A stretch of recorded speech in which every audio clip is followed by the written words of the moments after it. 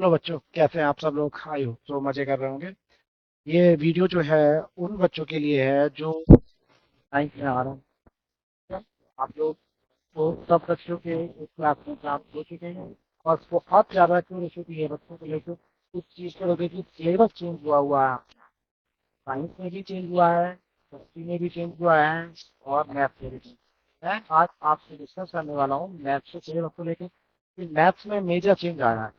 Math नहीं बोल सकते हैं कि आपके चैप्टर्स बढ़ाए हैं, 11th के चैप्टर्स ऐड ऑन हुए हैं। तो सारे चैप्टर्स को लेकर आज मैं डिस्कस करता हूँ। अगले 5 मिनट बने रहिए, 5 मिनट में आपके सारे डाउट्स क्लियर हो जाने वाले हैं। चलिए, ये सिलेबस को लेकर लेटेस्ट न्यूज है आपकी। मैं बात करता हूँ यहाँ पर।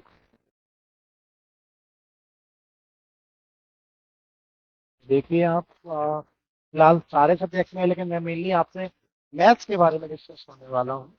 मैथ्स में क्या क्या चेंज आया है, कौन से चैप्टर्स ऐड हुए हैं, कौन से चैप्टर एज इट इज हैं। मैथ्स को लेकर हम लोग आपसे डिस्कस करें। जैसे मैथ्स का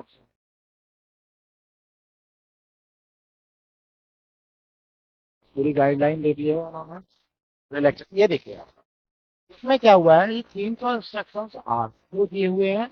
इसमें कोऑर्डिनेट पहला चैप्टर है और कोऑर्डिनेट आपको सबको पता है कि कोऑर्डिनेट आप लोगों ने ऑलरेडी भी पढ़ा हुआ। ठीक है, ये पहले भी चैप्टर हुआ करता था कोऑर्डिनेट ज्योमेट्री, बट उसमें थोड़े चेंजेस हुए हैं। तो 10th क्लास में कोऑर्डिनेट ज्योमेट्री होती थी, जैसे मैं ये बताऊं, इसमें दिया हुआ है 2D कार्टेशियन प्लेन में डिस्टेंस बिटवीन 2 पॉइंट्स, ये टॉपिक ऐड हुआ है। और मिड पॉइंट, जैसे कोई एक लाइन है और इसके ये 2 पॉइंट होते हैं, तो दोनों पॉइंट के बीच की जो डिस्टेंस है उसका एक फॉर्मूला होता है जिसे डिस्टेंस फॉर्मूला कहते हैं, वो इंट्रोड्यूस किया है इन्होंने इसमें। और बात की हुई है मिड पॉइंट की, वो भी वहीं से निकलता है। ठीक है, ये इसमें थोड़ा नया पढ़ने को मिलेगा आपको। उसके बाद है इंट्रोडक्शन टू पॉलिनोमियल, जैसा आप एज इट इज पहले 9th क्लास में था एज इट इज है। आप लोग थोड़ा वेट करके जब नई बुक्स आ जाए तभी खरीदें, कोई पुरानी बुक ना खरीदे, क्योंकि बहुत कुछ चेंज मिलेगा आपको। ठीक है, पोलिनोमियल में कोई चेंज नहीं हुआ है, नो चेंज। अब मैं बात करता हूँ नंबर सिस्टम की। ये एज इट इज है, इसमें कोई चेंज नहीं हुआ, बस यहाँ पर चेंज हुआ है थोड़ा सा। ये प्रूफ ऑफ इरेशनैलिटी है, ये 10th क्लास में होती है। 10th क्लास में 3 मार्क्स में ये जरूर क्वेश्चन आता है हर बार। तो ये आपके में एड ऑन हुआ है, इसके अलावा कोई भी एड ऑन नहीं हुआ है। ठीक है, यहाँ देखेंगे ये एज इट इज आपका है introduction to Euclid's geometry objects postulate, ये पहले भी था अभी भी है। लाइंस एंड एंगल्स आपका, इसमें कोई चेंज नहीं है, पहले भी चैप्टर था अभी भी है। इसके आगे आते हैं हम लोग, सीक्वेंस एंड सीरीज। इसे आप ध्यान से देखिए भाई, इसमें आपको चेंज मिलेगा, ये टॉपिक नया मिलेगा। ये हुआ है, इसमें हुआ है, ये मैं आपसे कहूंगा ये टॉपिक थोड़ा सा देखिए, इसमें चेंज हुआ। सीक्वेंस एंड सीरीज, ये चैप्टर जो है भैया 11th में हुआ करता था। एपी, इसका एक पार्ट जो है एपी, पहले कहूँ तो 11th में ही एपी थी, जीपी थी और एचपी थी। ठीक है, ये तीनों टॉपिक, ये तीनों सीरीज होती हैं, ये तीनों सीरीज आपको 11th में पढ़ने को मिलती थी। बट अब 10th क्लास में एपी है, ये जो एपी है वो 10th में है, जीपी आपकी 11th में है, और ये तो आप अभी पढ़ते ही नहीं। ठीक है, अब ये चीज क्या है, 10th और 11th की चीज आपको यहाँ देखिए ध्यान से, ये एपी भी इंट्रोड्यूस कर दी इन्होंने इसमें, और जीपी भी इंट्रोड्यूस कर दी। एनएचएम के फॉर्मूले बहुत सिंपल है, कोई दिक्कत आने वाली नहीं है।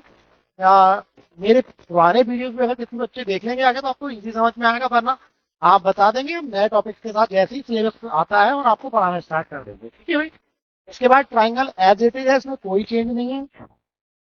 फिर आते हैं मैंसुरेशन। मैंसुरेशन पे कुछ हल्का सा चेंज आया हुआ है। देखो, एक तो हीरोन्स फॉर्मूला जो एज इट इज था वो तो है, एक और नया टॉपिक इंट्रोड्यूस किया है इन्होंने, ब्रह्मगुप्त फॉर्मूला। जैसे ही हम लोग इसे, ये होता क्या है, ये साइक्लिक कोऑर्डिनेटर के लिए होता है। साइक्लिक कोऑर्डिनेटर में मोटा मोटा बताऊं आपको, इसके जो जैसे कोई सर्कल है, तो अगर इसके वर्टेक्स जो हैं ये सभी सर्कल पर सिचुएटेड है तो ये साइक्लिक कोऑर्डिनेटर कहलाता है। इसकी खासियत होती है, इसके अपोजिट एंगल्स का सम क्या होता है, 180 डिग्री। तो इसमें एक फॉर्मूला लगता है, यहाँ आप जैसे हीरोज फॉर्मूला में यूज कर देते ए प्लस बी प्लस सी अपॉन 2, यहाँ एक और ऐड हो जाता है डी अपॉन, क्लियर है। तो ये एफ, और ऐसे ही जो आप एरिया निकालते थे, एरिया वहां पे कुछ नहीं होना, square root of S, S minus A, S minus B, S minus C, S minus D. ये आपका बस फॉर्मूला एक बढ़ा दिया है इन्होंने। ठीक है भाई, तो ये भी कुछ नया चेंज नहीं है, हल्का फुल्का चेंज है। और ये टॉपिक बड़ा है, एक्सप्लोरिंग एल्जेब्रिक आइडेंटिटी। और मैं पर्सनली बोलूं, इस चैप्टर को बढ़ाना भी चाहिए, क्योंकि जितने भी कॉम्पिटिटिव एग्जाम्स आ रहे हैं उसमें आप देखेंगे कि ये टॉपिक बहुत ज्यादा आ रहा है। इसमें जो आप लोग जनरली पढ़ते हैं ए प्लस बी का होल क्यूब, ए क्यूब प्लस बी क्यूब, ये सारी चीजें इसमें पढ़ेंगे और थोड़ा डीप पढ़ेंगे। जो आपकी लास्ट एक्सरसाइज होती थी पोलिनोमियल की, वही सब कुछ है, कुछ नया नहीं है। ये देखिए आपका क्वाड्रिलेटरल पहले भी आप पढ़ते रहे हैं, कुछ चेंज नहीं है। सर्कल ऐसा ही है, कुछ भी नया नहीं है, सर्कल में भी नहीं पढ़ेंगे। हाँ, ये देखिए linear equation in two variable, पहले आपका बहुत सिंपल हुआ करता था, अब आपका बिल्कुल वैल्यू बेस्ड क्वेश्चन होंगे। जैसे कि आप लोगों ने देखे होंगे पहले क्वेश्चन हुआ करते थे, तो 10th क्लास में है ना, वो थोड़ा सा टॉपिक अभी ये ले लिया गया है। ठीक है, उसके बाद मैं बात करूंगा मेंसुरेशन की सरफेस एरिया।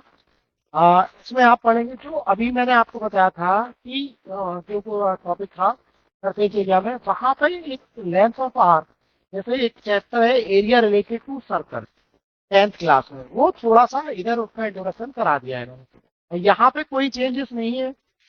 अब ये लास्ट टॉपिक आपको मिलेगा स्टैटिस्टिक्स में, सब कुछ वही है। ये देखिए, ये पहले हुआ करती थी और फिर इसे ला दिया गया है इंट्रोडक्शन टू प्रोबेबिलिटी। अब प्रोबेबिलिटी को आप 9th क्लास में पढ़ेंगे, पहले नहीं पढ़ रहे थे।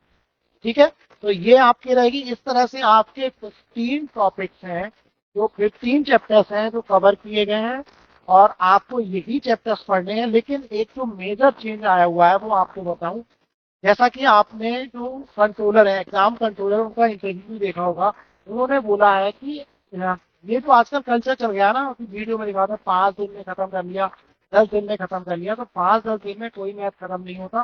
5-10 दिन में कोई चीज, एक साल की जो है, आपको 5-10 दिन में देंगे, आप डाइजेस्ट कैसे करोगे? टीचर को तो आता है, टीचर तो पढ़ा देगा, लेकिन दिक्कत आपके साथ होने वाली है, धोखा आपके साथ होने वाला है। कि स्टार्ट से लेके चलिए, बेहतर पढ़िए, यहाँ फ्री ऑफ कॉस्ट पढ़ा रहे हैं। अगर आप इंटरेस्टेड हैं मेरे साथ जुड़िए, और आपको बहुत मजा आने वाला है। सारे टॉपिक्स बेसिक एडवांस लेवल तक पढ़ेंगे।